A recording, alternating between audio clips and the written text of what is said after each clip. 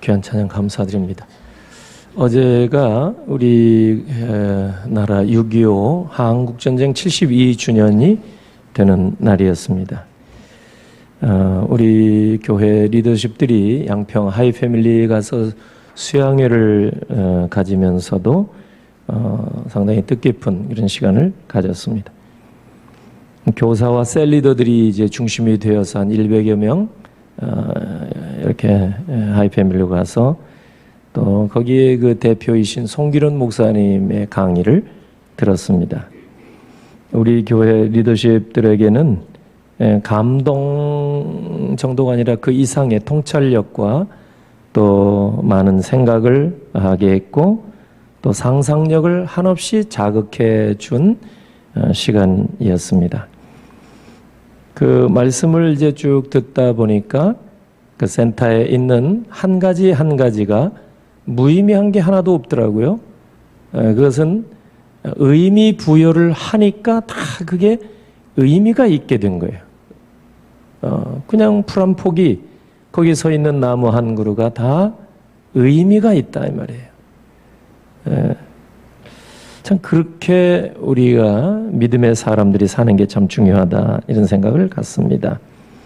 그 현장을 돌면서 이제 강의 마지막 순서가 채플에 있는 그 그림 하나 소개하는 것으로 강의를 마치게 되었어요. 그 맨 마지막에 보여주신 그림이 뭐 크지도 않은데 거기에 탱크 몇 대가 있는데요. 이 탱크의 포신이 대포를 쏘는 포신 대신에 그 오케스트라에 보면은 스자본이라고 있어요. 큰 나팔이 있죠. 그거를 갖다가 이제 거기에 대포 쏘는 포신 대신 거기에 장착을 해놨어요. 그림입니다. 그림. 송기론 목사님 생각은 이제 나중에 국방부하고도 협의해서 이제 이러한 실제로 탱크의 포신을 뽑아내고 이런 나팔을 큰 나팔을 달아서 거기서 소리 나게 그래서 용산 전쟁기념관에 그 설치해두고 전 세계에서 이제 관광객들이 또 와서 그걸 볼 수 있도록 이런 생각을 가지고 계신 것을 들었습니다. 그렇게 되면 정말 참 많은 사람들에게 그 뭔가 이렇게 메시지를 주는 것이 아닐까 이렇게 생각을 합니다. 지금 우리 전 세계 그 보면은 전쟁이 아직도 진행 중이죠. 우크라이나 땅에는 지금도 전쟁이 계속되고 있고 이렇게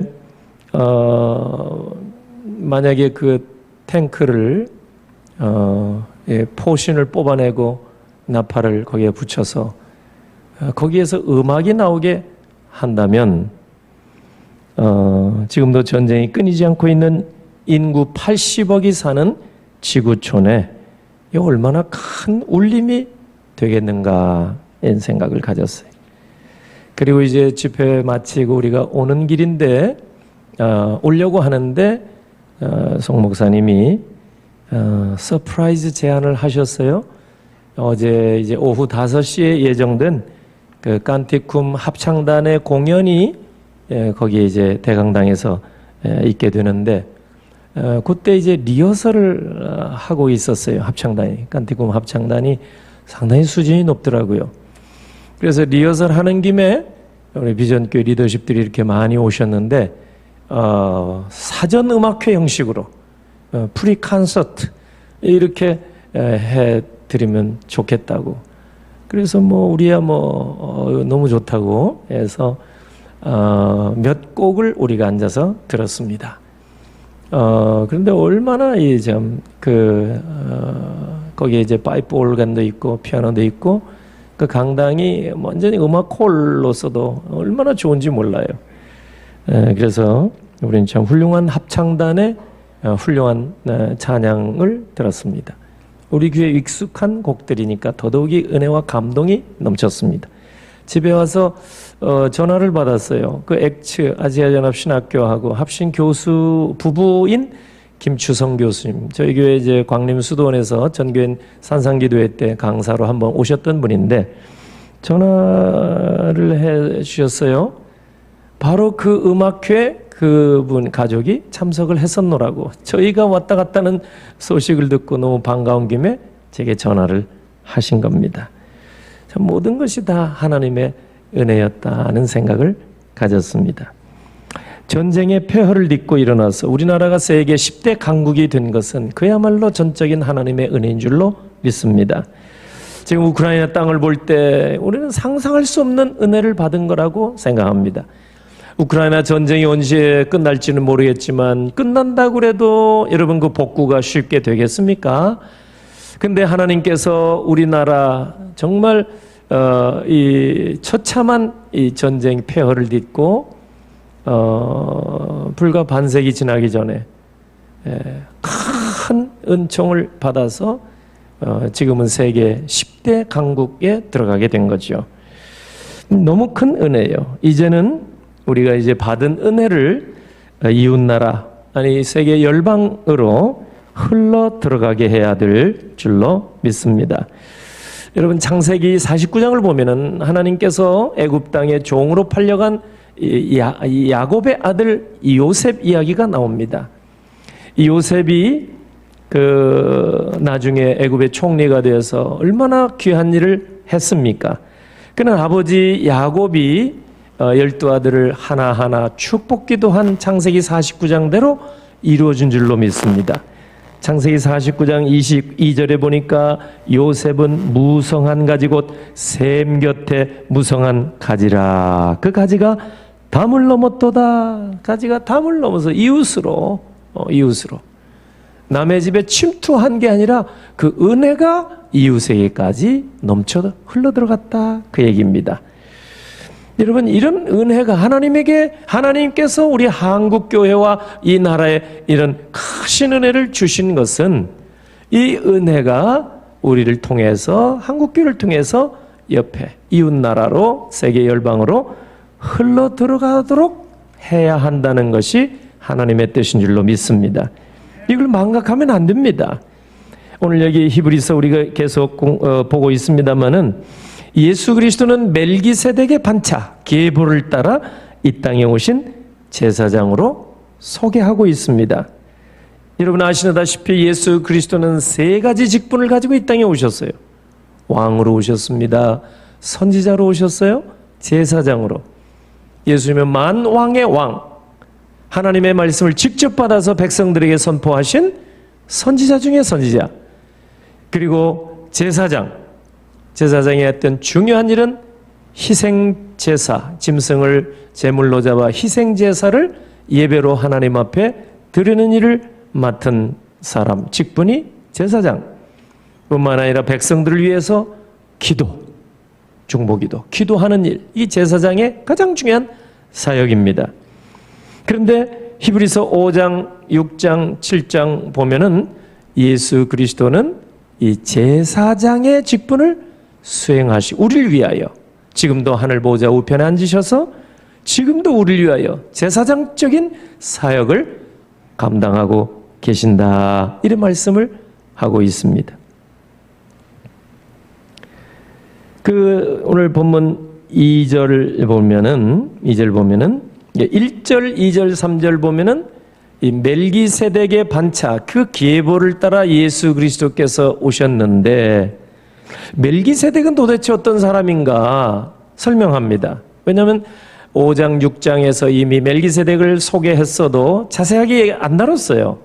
그러니까 이 7장에서 자세하게 다루고 있는데 1절 보면은 7장 1절에 이 멜기세덱은 살렘 왕 지극히 높으신 하나님의 제사장.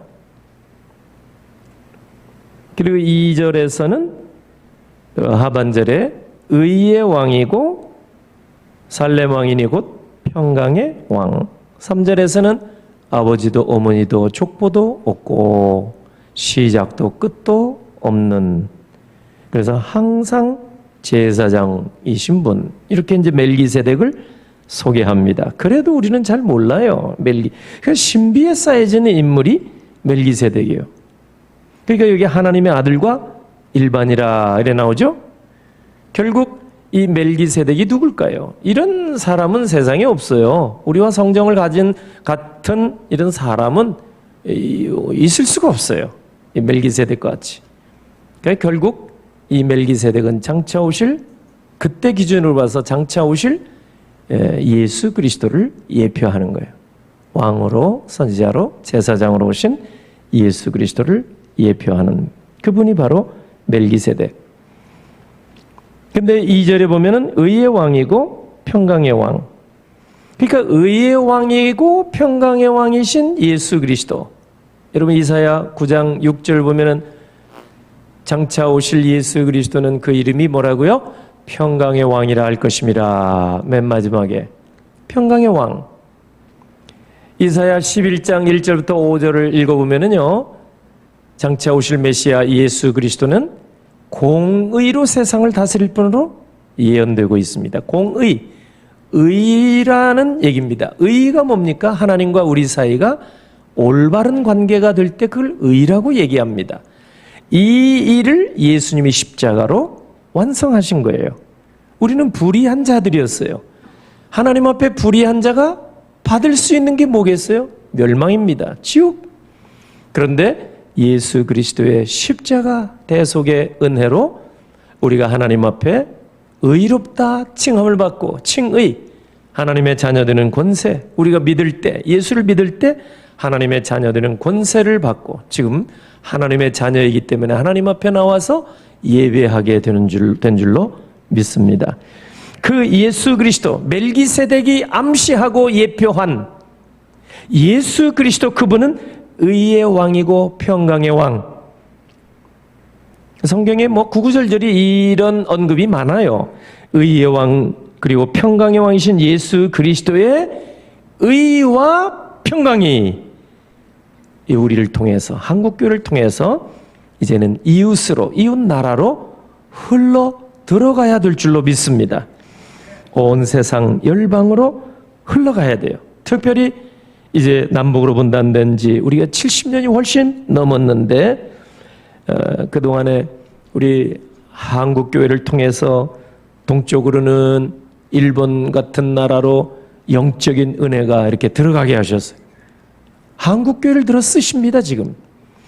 그 다음에 서쪽으로는 중국, 우리나라 한국교회를 통해서 중국에 여러분 복음도 전하고, 사실 복음 전하는 뭐 영국 선교사들 먼저 전한 분들이 많이 계시는데 한국교회를 통해서 엄청난 일을 하고 계시는 거예요.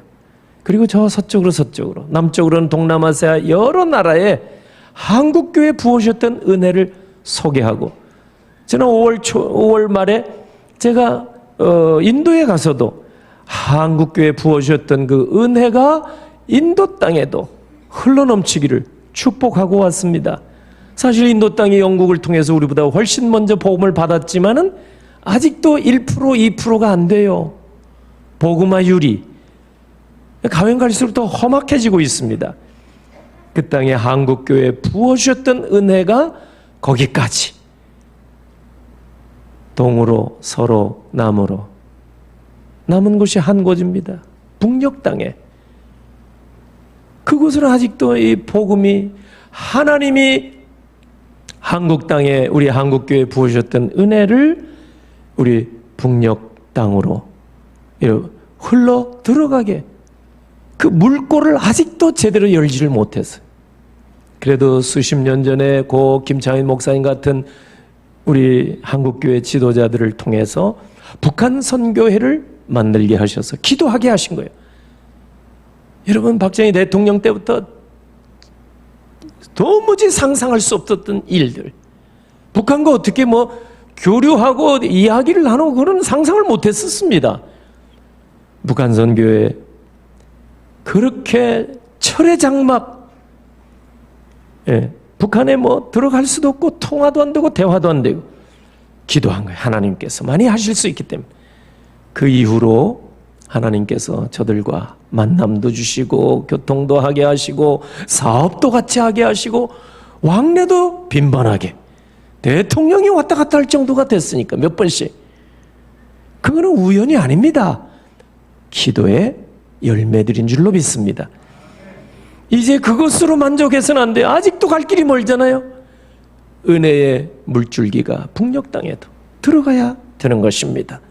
제가 우리 교회에서 한두 번 소개했습니다만 2005년도에 강원도의 태백에 있는 예수원을 가족과 함께 다녀오고 나서 여러분에게 알려드렸을 거예요.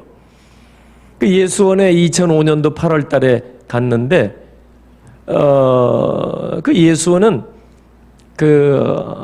아초 토레이 박사라고 우리말로 대천덕 신부, 성공의 사제, 이분이 1960년대 설립한 수도원입니다. 근데 이 대천덕 신부님이 2002년도에 세상을 떠나시고 미국에 있던 이 아들 벤 토레이 박사인데 이분이 2005년도에 한국에 예수원 원장으로 오신 거예요. 난 그것도 모르고 2005년도 여름에 예수원을 간 거예요. 거기서 마당에서 미국 분을 만나서 그냥 얘기를 했어요. 무려 1시간 정도. 이상하게 이 얘기가 길었습니다. 미국에서 이제 오신 분이고, 그래서 여기는, 미국 분이 이제 설립한 곳이고, 그러니까 자연스럽게 외국 분이 있을 것이다 하고, 대화를 나누는데, 대화 말미에 이 벤 토레이 박사가 내게 하신 말씀이 뭐냐면, 그 예수원에서는 아버지 때부터 계속해서 지금, 북한에 은혜의 강물이 들어갈 수 있도록 기도하고 있습니다 하면서 삼수령 프로젝트, 난 그게 무슨 말인지 처음에 몰랐어요. 등산 좋아하는 분들은 삼수령 아시는 분이 계실 건데 그 태백산이 한 1000m 가까이 돼요. 해발 고도가 920m 되는데 여기에 맨 꼭대기 정상에 가면 그 표지판이 있어요. 삼수령, 새 물줄기가 강물이 발원하는 곳이다 그 말이죠. 여기서 빗물이 오고 물 조금씩 이제 모아서 서쪽으로 북서쪽으로 이렇게 흘러가는데 이게 나중에 큰 강물을 이루는데 한강입니다. 이게 서해바다로 내려가고 그 다음에 남쪽으로 여기 삼수령에서부터 발원해서 강물을 이루어서 흘러가는데 낙동강인 거예요. 낙동강의 발원지. 그래서 남해로 들어가고 동쪽으로는 삼척 이 동해 쪽으로 50천이 있어요. 50천. 그래서 그 50천의 발원지가 바로 삼수령. 이 세 방향으로 이 물줄기가 이제 흘러 들어가는 바다까지 이르게 되는데 오직 북쪽으로는 물구가 열리지 않았습니다. 이 얘기예요. 그래서 삼수령 프로젝트에서는 4번째 강 계획을 세워놓고 기도합니다. 그래요. 4번째 강, 북녘 땅으로 은혜의 강물이 이제 흘러 들어가게 되기를 기도합니다. 이 4번째 강 프로젝트. 어떤 대통령은 4대강 개발 했는데 아마 여기에서 나온 게 아닌가 그런 생각이 들었습니다만 이 4번째 강물이 이 땅에 한반도 흘러 들어가야 통일 대한민국을 이루게 된다. 이것을 위하여 부친 때부터 기도하셨다는 거예요. 수십 년 전부터. 그래요. 한국 사람을 얼마나 미안하고 죄송하고 부끄럽고 한편으로 또 고맙고 감사하고. 나중에 보니까 이 방송에 인터뷰하는 걸 제가 들었고 직접 또 2012년도는 빛과 소금 잡지에도 인터뷰 기사가 난 것을 제가 본 적이 있습니다. 너무 고맙잖아요. 제가 그날 그 점심 먹고 이제 기도회 시간이 있어요. 그래서 예배당에 가보니까 한 30명, 40명이 모여서 기도하는 거예요. 기도가 얼마나 긴지 1시간 반 정도 기도하더라고요. 그래도 그분들이 꼼짝 않고 기도하는 거예요.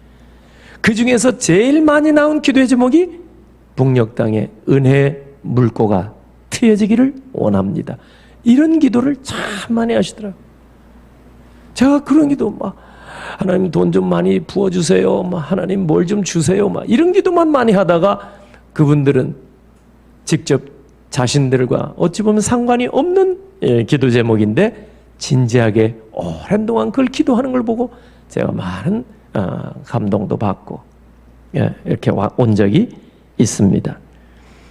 여러분, 하나님께서 한국교회에 부어주셨던 그 은혜의 물줄기가 이웃에게도, 이웃 나라, 열방으로 흘러 들어가야 되는데 막혔던 북녘에도 흘러 들어가야 될 줄로 믿습니다. 북녘 땅에 흘러 들어가지 않고 은혜의 강물이 막혀 있으니까 북녘 땅에는 지금까지 여러분 사망의 그늘 가운데 있는 것이고 어둠의 영이 활기를 치고 있고 전쟁의 야욕을 불태우고 있는 겁니다. 먹고 사는 것도 너무 힘든 가운데 있어서 그 땅에는 기쁨을 찾아볼 수가 없습니다. 뉴스에 간간히 나오는 북녘 땅의 모습을 보면 웃는 모습을 거의 본 적이 없어요. 왜 그럴까? 은혜의 강물이 그 땅에 아직 흘러 들어가지 못하기 때문입니다. 우리보다 먼저, 남한보다 먼저 복음을 받았던 그 땅인데 막힌 다음에는 다시 열리지가 않아요.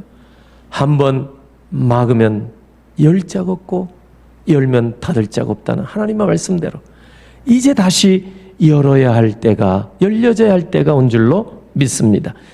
오늘 여기 본문을 보면 멜기세덱을 다시금 소개하는데요, 5장 6장에서 소개한 이 멜기세덱을 자세하게 다시 한번 여기 소개합니다. 멜기세덱 살렘왕, 지극히 높으신 하나님의 제사장. 헬라어의 원문상으로 보면은 1절, 2절, 3절이 한 문장이에요. 그래서 3절 맨 마지막에 항상 제사장으로 있느니라, 여기에 마침표가 있는 거예요.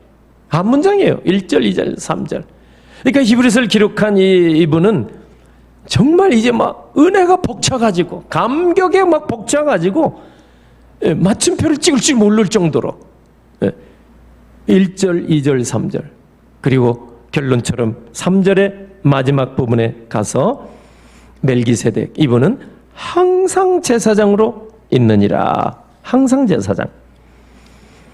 그러니까 이 뜻이 무슨 뜻이냐면 영원히 제사장으로 있느니라, 이 뜻입니다. 그러니까 멜기세덱이 예표하고 암시하는 예수 그리스도가 영원한 대제사장으로 우리에게 있다는 말씀입니다.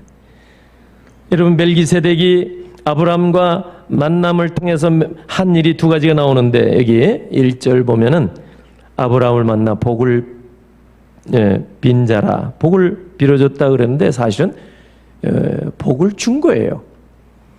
우리는, 사람은 축복을 하죠. 복을 빌어주는 거예요. 근데 하나님은 복을 주는 거예요. God bless you. 하나님이 당신에게 복 주신다. 복 주시기를 원한다. 멜기세덱이 아브라함에게 복을 준 거예요. God bless, 멜기세덱 bless Abraham, 이렇게 돼요. 그러니까 이 멜기세덱은 신비로운 사람으로 나오죠. 우리 사람은 이렇게 될 수가 없어요. 그러면 이게 누구냐? 예수 그리스도를 예표하는 거예요. 성자 하나님, 예수 그리스도. 그리고 두 번째, 모든 것의 10분의 1을 아브라함에게, 아브라함이 멜기세덱에게 바쳤다, 그렇게 말합니다. 하나님을 형용하는 거예요. 상징적으로 여기에 보여주고 있어요. 그리고 많은 학자들이 3절을 해석한 걸 보니까 이거는 하나의 시편이다, 이렇게 봐요. 사행시다, 3절이. 첫째 줄이 뭐냐면, 첫째, 일행, 아버지도 없고 어머니도 없고 족보도 없고. 둘째 행, 날의 시작도 없고 삶의 끝도 없고. 세 번째 줄, 하나님의 아들처럼 만들어졌으며. 네 번째 줄, 그는 영원히 제사장으로 남아 있느니라. 이 사행시, 왜 이렇게 표현을 했을까? 학자들의 연구 결과입니다. 2000년 전에 히브리서를 받았던 독자들, 그런 성도들도 이 구절을 볼 때 찬양, 이 구절을 가지고 찬양할 정도로 멜기세덱의 반차를 따라오신 예수 그리스도를 찬양했을 것이다. 학자들이 그렇게 해석을 해놨더라고요. 아버지도 없고 어머니도 없고 족보도 없고, 그러면 뭐예요? 그럼 어떤 사람이에요? 고아죠? 사생아죠? 인도 같은 데 보면 불가촉 천민이죠. 주민등록도 없으니까. 이런 사람은 2000년 전에도 뭐 고아, 뭐 사생자 이런 사람들이에요. 그렇지 않으면 누굴까? 고대인들의 생각, 옛날 사람들의 생각 속에 이런 분은 신이다 이 생각했다는 거예요. 신밖에 없다. 하나님 외에는 없다. 예, 맞습니다. 예수 그리스도가 육신의 부모가 계시지만 여러분 알고 보면은 진짜 뭐 성령으로 나왔는데, 그죠? 사람을 통해서 사람의 몸을 입고 오기 위해서 그렇게 했지, 실제로 예수님이 그냥 불완전한 육체를 가진 분이 결코 아니거든. 그 완전한 육신, 완전한 하나님. 그러니까 이 표현은 오직 멜기세덱의 반차로 오신 예수 그리스도 외에는 붙일 수가 없는 그런 내용입니다. 멜기세덱은 그래서 지극히 높으신 하나님의 제사장 1절, 그 3절 항상 제사장으로 있느니라. 그러면 항상 제사장으로 있으면서 무슨 일을 하시는가? 예수님은 2000년 전에 제사장, 왕, 선지자, 제사장으로 이 땅에 오셔서 그야말로 예배, 짐승을 제물로 잡아 희생제사를 하나님 앞에 드린 일을 하신 게 여러분 제사장인데, 여러분 예수님이 제사장 복장을 갖추고 2000년 전에 양이나 어린 양이나 여러분 소를 잡아서 하나님 앞에 제사 드린 적이 있습니까? 없습니다. 근데 왜 예수님을 제사장이라고 표현을 합니까? 예수님은 다른 아론의 반열에 따라 있었던 제사장하고 달리 예수님은 당신 스스로를 어린 양 희생 제물로 하나님 앞에 제사, 예배를 드린 분입니다. 유일한 분이에요. 당신 자신을 희생 제물로 드린 거예요. 이게 아브라함의 아들 이삭이 예수 그리스도를 예표하는 거예요. 모리아 산에서 번제물로 드리라고 했을 때 그 예수 그리스도를 예표하고 암시하는 거예요. 오직 예수 그리스도만이 당신 자신을 희생 제물로. 그래서 세례 요한이 예수님 세례 받으러 나오실 때 뭐라고 얘기했습니까? 보라, 세상 죄를 지고 가는 하나님의 어린 양이로다. 하나님의 어린 양, 제물. 당신 자신이 제사장으로서 스스로 제물이 되어서 아버지께 제물을 드린 유일한 대제사장. 우리 위해서 이 땅에 계실 때 그 일을 행하셨고, 부활 승천하신 다음에 하늘 보좌 우편에 앉으셔서 지금 제사장의 사역을 하고 계시는데 무슨 일을 하고 계십니까? 여러분 히브리서 7장, 이 같은 장 25절 같이 읽어볼까요? 25절. 그러므로 자기를 힘입어 하나님께 나아가는 자들은 온전히 구원하실 수 있으니 이는 그가 항상 살아계셔서 그들을 위하여 간구하심이라. 아멘. 무슨 일을 하고 계세요? 기도입니다. 중보기도. 하늘 보좌 우편에서 예수님이 무슨 우아하게 커피 잡수고 계시고 뭐 이런 거 하네요. 예, 그 독일의 20세기 최고 신학자 칼 바르트는 자기가 꿈꾸는 천국 두 가지가 없으면 안 가겠습니다. 뭐 천국 가고 안 가고 그게 아니잖아요. 응? 들어가야지. 그런데 재밌게 그 학자는 두 가지가 없으면 그런 천국 안 가겠습니다. 유머예요. 하나는 모차르트 음악이 없으면 뭐 재미없을 것 같다. 천국도. 둘째는 그가 평생 즐겼던 담배, 시가 담배. 이거 천국에 가서 못 피게 하신다면 나 그 천국 안 갈래요. 이렇게 농담하신 적이 있습니다만은 올라가지 않으니까 그러지. 올라가 보면은 무슨 뭐 내가 즐기는 커피 한 잔보다 저는 오늘 아침 벌써 2잔을 마셨습니다. 아이고, 커피 힘으로 설교하는 건 아니고요. 주일날은 제가 또 이렇게 커피를 마십니다. 근데 이렇게 좋아하는 것을 천국에 가서 내가 이렇게 마시지도 못하면 어떻게 할까? 걱정하지 마세요.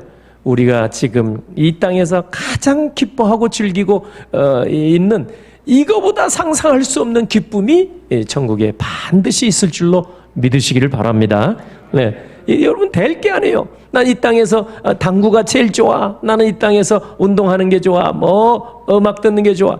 그 이상의 기쁨을 얻을 수 있는 곳이 천국입니다.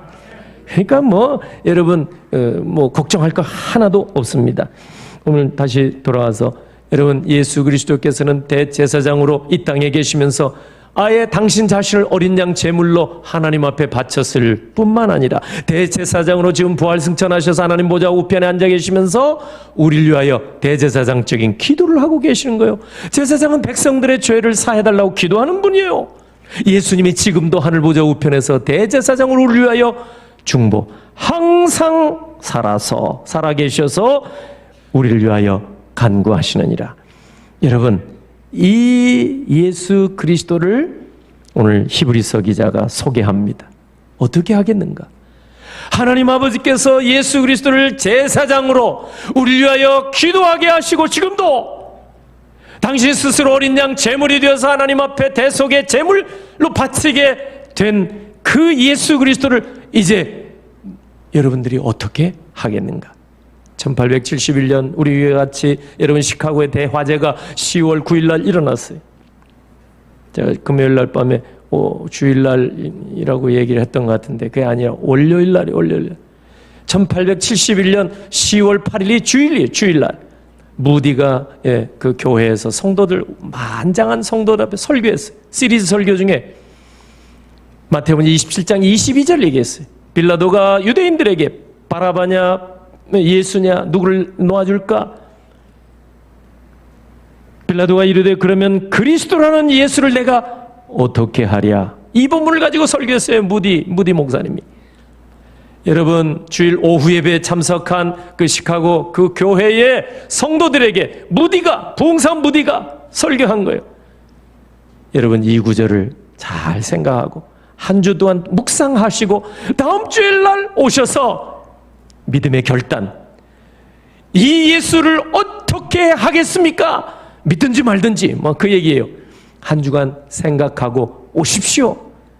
그런데 여러분, 그 설교가 마치고 만 27시간 만에 시카고의 그 유명한 1871년 대화재가 일어나서 3분의 2가 다 타고 3분의 1만 남았어요. 사람도 많이 죽고요.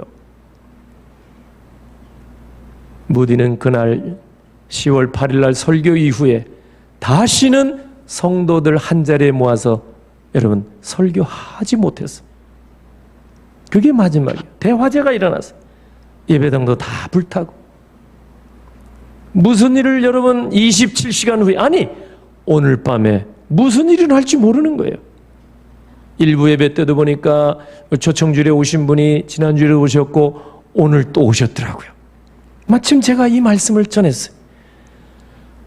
여러분, 오늘 밤에도 무슨 일이 일어날지 모른다. 무디는 27시간 후에 일어날 줄 몰랐기 때문에 한 주간 생각하시다가 다음 주로 오셔서 여러분 작정하십시오. 평생의 실수를 범했다고 고백했어요. 나중에 그 자리에서 결단을 촉구했어야 되는데 오늘 이 예수를 어떻게 할까? 나의 주 나의 하나님으로 지금 여기서 믿겠습니다. 결단을 촉구했어야 되는데 그때 예수를 믿지 않았더라면 예배당에 와서도 무슨 소용이에요? 예수 그리스도를 나의 주 나의 하나님으로 영접하지 않았으면 여러분 천국에 가지 못하는데 인생의 가장 큰 실수를 무디가 했다고 나중에 고백을 했습니다. 여러분, 말씀을 맺겠습니다. 오늘 또 하늘 보좌 우편에서 우리를 위하여 중보하시는 하늘의 대제사장, 당신 스스로가 어린 양 제물이 되어서 우리를 위하여 여러분 희생 제물이 되어서 우리가 하나님의 자녀 되게 하셨고 이제는 부활승천하신 하나님 보좌 우편에 앉아 계시면서 우리를 위하여 날마다 중보기도 하시는 이 예수를 여러분 어떻게 하시겠습니까? 교과서에 나오는 학생들 교과서에 나오는 세계 4대 성인쯤 그 가운데 한 분쯤으로 치부하고 여러분 존경하고 말겠습니까? 아니면 여러분 마음 가운데 예수 그리스도를 나의 주 나의 하나님으로 영접하고 그분을 믿고 그분을 섬기며 사시겠습니까? 교회 생활 오래 한 분들이라도 믿음의 결단을 이 시간 꼭 하시기를 주의 이름으로 축원합니다. 기도합니다. 하나님 아버지, 은혜를 감사합니다. 하나님께서 금년도 절반인 오늘 6월 마지막 줄 여기까지 인도해 주신 크신 은혜 감사드립니다. 오늘 히브리서 7장을 저희들 통해서 주께서 저희들에게 깨우쳐 주시고 확신 주신 귀한 말씀 놓치지 않기를 원합니다. 우리도 주 예수 그리스도 우리를 위하여 희생 제물이 되어 주시고 제사장으로서 지금도 하늘 보좌 우편에 우리를 위하여 중보하시는 주님을 언제나 마음속으로 나의 주 나의 하나님으로 고백하며 살게 하시고 주님 의지하며 살게 하시고 언제나 주님 따라 섬기며 살아가는 거룩한 주의 백성들이 다 되게 하시옵소서. 오늘 준비한 예물 주 앞에 드리기를 원하오니 하나님 구별된 모든 예물을 올릴 때 받으시고 우리 하나님께서 주의 백성들의 삶의 자리를 다 살펴 주시옵소서. 은혜가 충만한 한 주간 또 지나고 기쁨으로 달려와 하나님 앞에 영광 올리게 하시옵소서. 축복하옵고 예수님의 이름으로 기도하옵나이다. 아멘.